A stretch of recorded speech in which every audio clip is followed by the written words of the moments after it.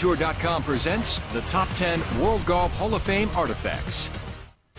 A trip to the World Golf Hall of Fame is a must for anyone with a passion for golf. Inside, you will find thousands of historic artifacts that tell the game's history. At number 10 on our list, inside the hall, is a replica of the stone Swilcan Bridge on the 18th fairway of the Old Course at St. Andrews.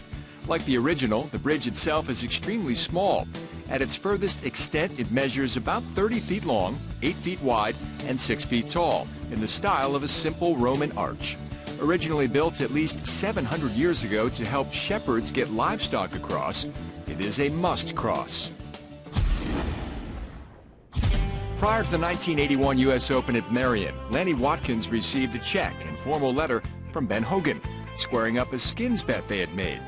The letter tells how Hogan had to leave early because he was being harassed by a fan and left without paying his $4 skins bet.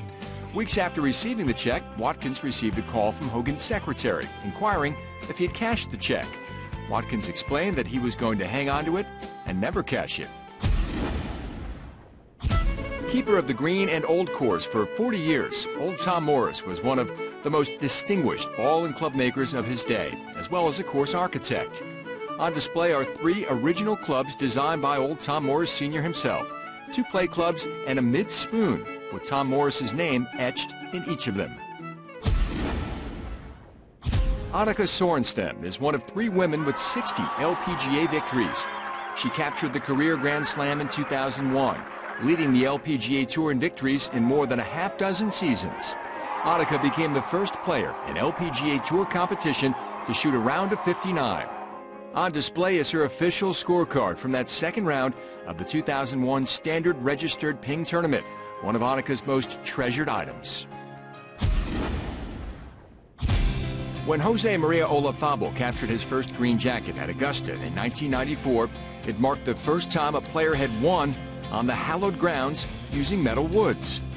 On display below his Masters trophy is Olazabal's 2 tailor-made medals and driver that helped earn him a 2-shot victory over Tom Lehman, ushering in a new era in how the game was played. Harvey Penick is one of the game's greatest teachers.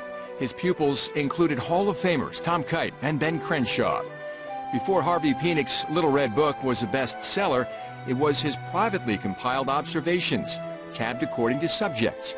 Here in the hall is an exact copy of the original book provided by Penick's son Tinsley, giving incredible insight into the passion Penick had for teaching. On February 6, 1971, people all around the world watched on television as Apollo 14 astronaut Alan Shepard bounced across the lunar surface with a makeshift 6-iron in hand. He was about to make the first interplanetary sport. Shepard later recalled that striking a ball far into the moon's thin atmosphere was the most exhilarating shot of my golfing life. On display is a replica of the Wilson 6-iron club head and aluminum alloy handle, an amazing piece of American golf history.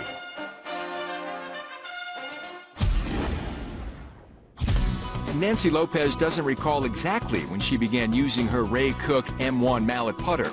She knows it was in her hands by the age of 16, and she used it with incredible proficiency the rest of her amateur career. Displayed prominently next to her treasure trove of trophies, Lopez estimates she used this putter for at least 35 of her 48 LPGA titles.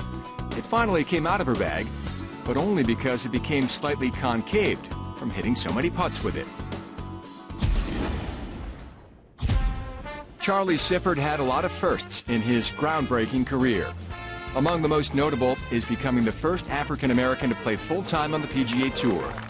At 41 years of age, Sifford became a rookie on the PGA Tour in 1961. He went on to win twice on the tour, at the 1967 Greater Hartford Classic and the 1969 Los Angeles Open. Prominently displayed in the World Golf Hall of Fame is Charlie Sifford's first PGA card, which was issued on March 28, 1960. Considered one of the most remarkable rounds in U.S. Open history, Johnny Miller used this bag and set of clubs that is on display at the World Golf Hall of Fame to shoot a 63 at Oakmont, the lowest final round in U.S. Open history. Included in the set is Miller's bullseye putter, which he not only won the '73 U.S. Open with, but was also used in his 1976 Open Championship victory when he bested Seve Ballesteros at Royal Birkdale.